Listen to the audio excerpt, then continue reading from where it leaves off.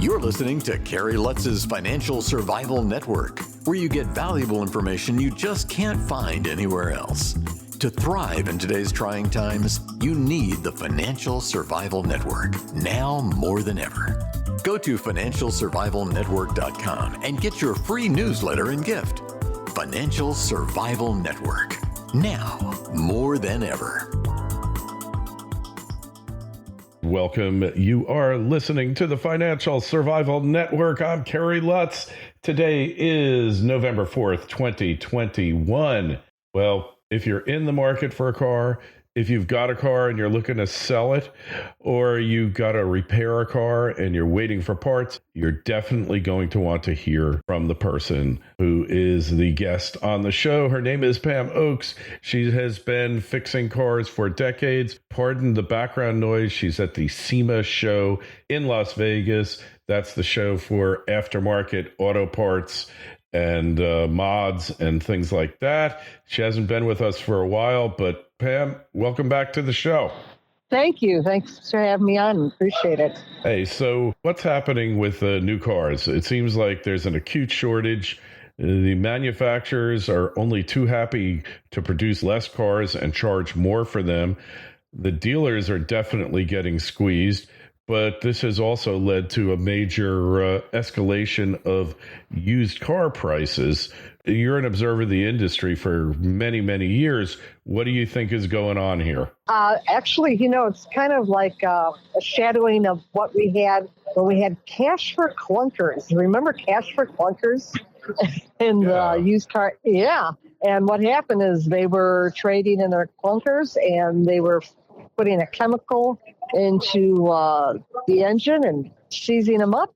And then they were supposed to get reimbursed from the dealership, and some did, some didn't. But on the used car side, there's this bigger demand. So I have my used dealer license, so I could go to auctions there in Florida, and you would see like a Malibu would go for maybe $1,000. A very nice Malibu with low miles. And after they instituted cash for clunkers, these things are going for $4,000 and $5,000 now. Of course, they're going to be passing that on to the consumer. So fast forward, we're having an issue with the chip, of course, and they're starting to. They got their Typhoons over there in Taiwan. And they're starting to produce again a little bit here and there. But the manufacturers said, well, we can't satisfy our entire model line. So let's put these chips into vehicles that's going to make us money. So they're putting it into the pickup trucks, their sports cars. They're higher dollar and more demand. They're looking for that happy medium there so they could get the cars out and still make the stockholders happy. Meanwhile, consumers, they could really foot the bill for some of these. And, a Corvette, let's face it, it's not a family car. Yeah. So the option for, quote unquote, the family crossover SUV really goes out of their price range. So where are they going? They're going to the used car lot. And so that demand upticked. Just like before, just like decades before. So that's where we're at. You know what this is, Pam? This is cash without clunkers, right? Yes, it is. It sure is. So we're starting to see this change now. Yesterday, as you said, I'm at SEMA today. Yesterday, I was at Apex, which is the aftermarket automotive parts exposition. And it's about, I would say, a quarter of a mile from the Las Vegas Convention Center. And in there, the Sands Convention, they have 2 floors, and now they've actually moved over to another area, the Caesar Convention Center, where they have aftermarket parts and things that support the automobile, the repair of the automobile, not so much the build, but more so the repair. And what I was hearing yesterday is they need parts. They're scrambling for parts. When I flew in, actually, I live in Tampa now. I moved from Detroit. I'm in Tampa. And they sent me from Tampa to LAX. And I thought, what an opportunity. Long Beach, right there, I'll be able to see these ships sitting out there. And unfortunately, I didn't get a chance to catch a glimpse because of the cloud cover. But yeah, I know. That's what I was saying. I got a window seat on purpose for this. And man. But we know they're out there. And as a matter of fact, it was locally broadcast in Tampa. They had a couple of ships that were sitting out there, and they're docking in Tampa now and unloading. So that's good news that we're starting to, get some of this product off the ships. But the car companies, and it trickles right down to the mom and pop shop and to the consumer. It's hurting us. Right. It is hurting us. Yeah, it really is. It's amazing what's happening. I had a car that I had leased and had a year left to go on it. And I was over the miles, warranty issues. So basically, they just took it back for a little bit, for a couple of dollars on the miles that were over. And I was happy because the car didn't have a warranty. They were happy because they got a much needed car. Everybody was happy here. Yes. And, you're going to actually see more and more those postcards come through the mail saying, we want to buy your car. Yeah. I know I've been seeing them, and I'm not the only one out there. So when consumers see this, it says, wow, they're going to pay me more money than what my car is worth. And before you pull that trigger, you got to think of, what am I going to be replaced this with?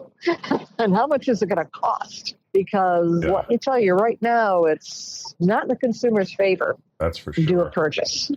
Totally getting exploited here. Hey, another thing. So you were talking about repair parts, replacement parts for, for damaged vehicles. I've read a number of stories that cars that would ordinarily be repaired are getting totaled out because the insurance company knows that they can't get parts to repair them. Yes, that is very true. Actually, we had a neighbor down the street that got in one of our little Tampa fender benders, and I went over there with them, and it wasn't as bad as to total the vehicle out. The vehicle's pretty new. And about 3 weeks later, they says, we're just going to total it out because they couldn't get a certain part to it, according to my neighbor. And I'm like, no, what are you going to do? That's shocking. Yeah, because there again, you're going to go from, you had this vehicle, you're going to get it repaired, but now you're going to have to get what money they give you for the vehicle. And of course, when they total them out, the consumer gets one part, but it's tenfold to the salvage yard and to the insurance company how much they're going to sell that vehicle piece by piece. Yeah, well, that was another thing. They said that wrecked cars are also going at record prices. That was shocking. Wrecked cars. It's even the shortages are so acute that the cars that are totaled out, they're going for record amounts of money. Yes, you got to remember, it's really dicey when it comes to the electrical in a vehicle. Get that out of the salvage yard. You really don't know what happened. You don't know how long it's been exposed to the elements, things like that. But, the hard parts, doors, a dash, a seat, a control arm, for an example, that's more of a safer bet. But we're so desperate for parts that we can't get that they're just sticking whatever they can get from wherever. And then the second caveat of this is you got to think of all those flood cars out there. Yeah. We had quite a few floods this year, and all those flood cars, and they've been sent to the salvage yard as well, broken down, pieced out, sold to insurance companies. What part are you getting in your vehicle from that salvage yard was or was not a flood vehicle?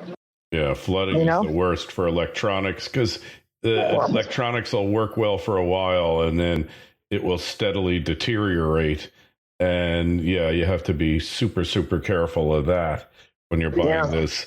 And those salvage titles, there's a huge market in companies that take those totaled out cars and rebuild them. And they have what's called a branded title. And then they sell them to people. And, it's really hit or miss, right? Don't just survive.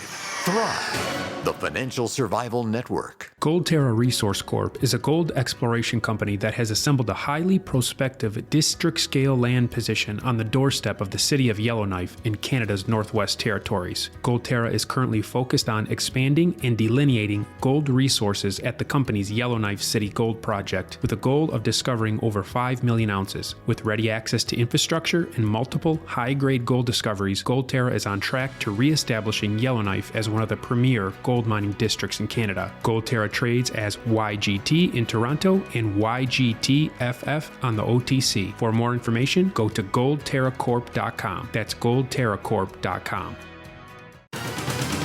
This is the Financial Survival Network, the information you need to thrive now more than ever.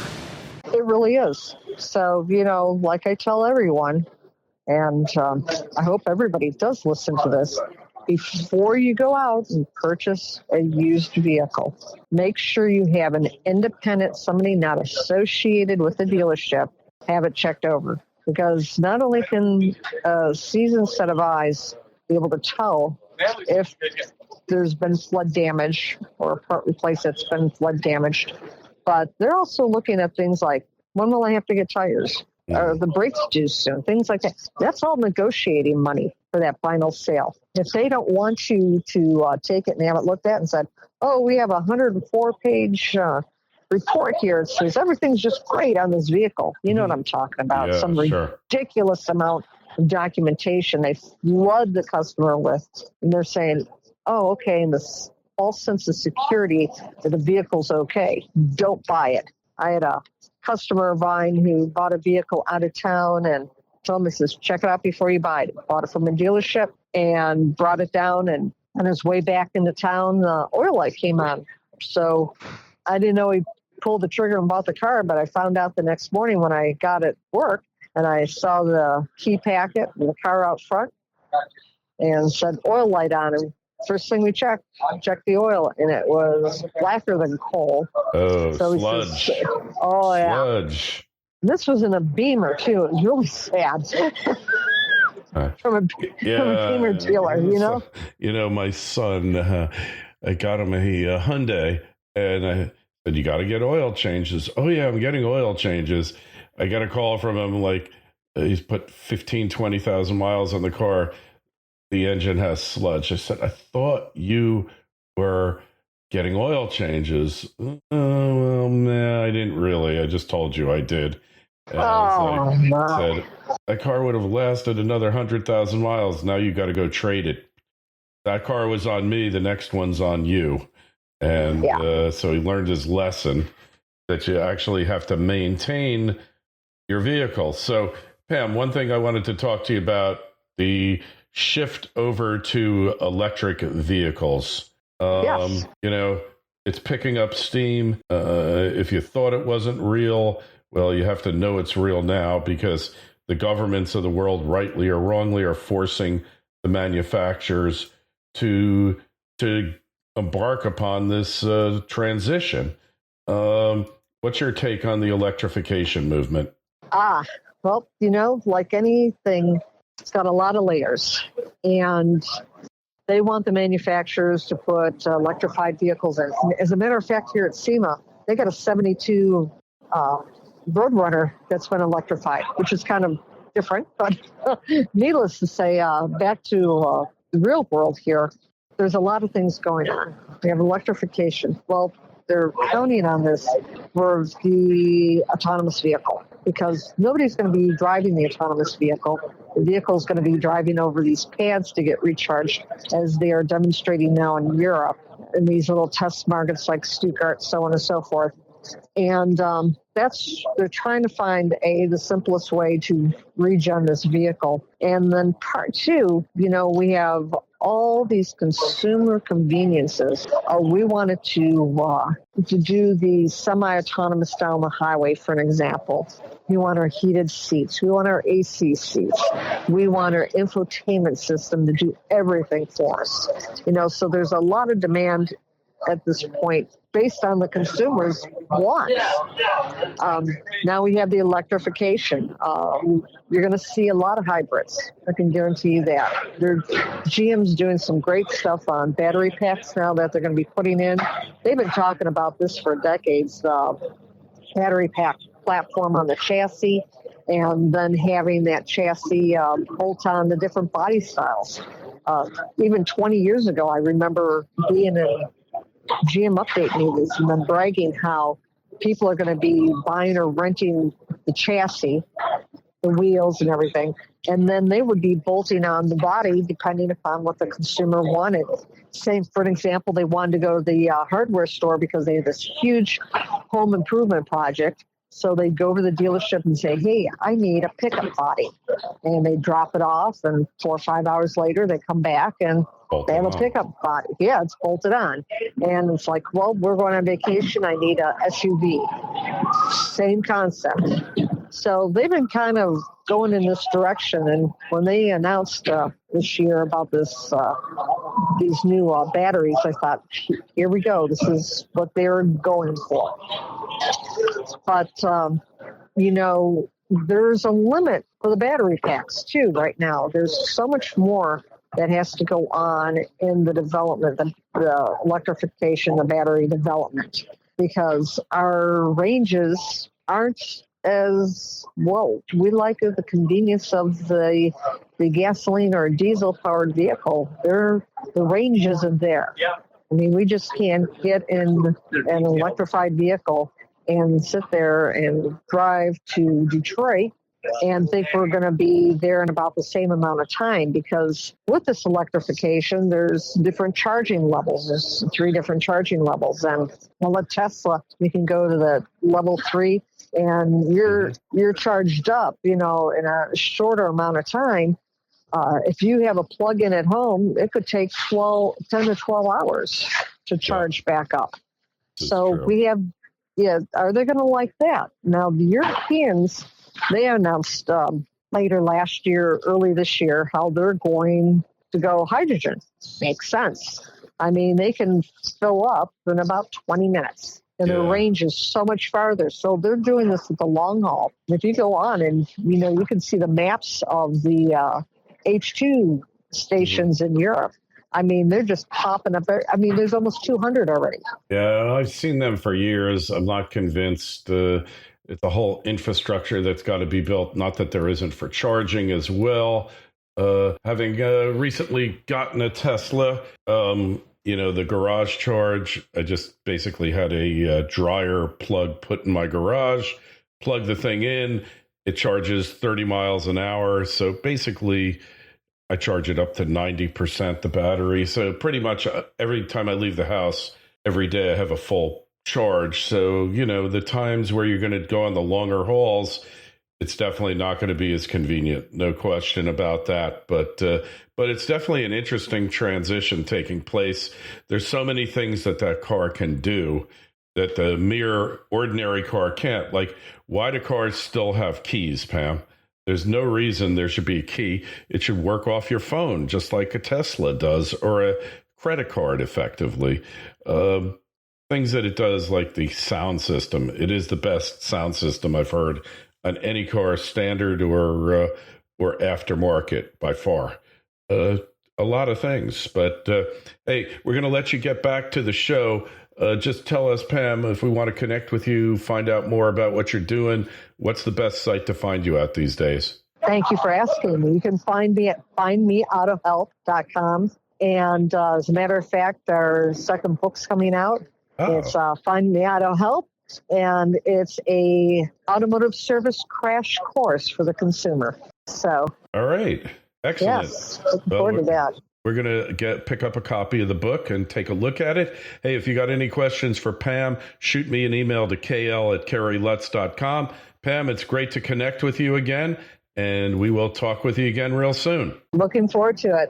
Take care, everyone. Thank you. Thanks for listening to Kerry Lutz's Financial Survival Network, your solution to today's trying times. For the latest, go to financialsurvivalnetwork.com. Financial Survival Network, now more than ever.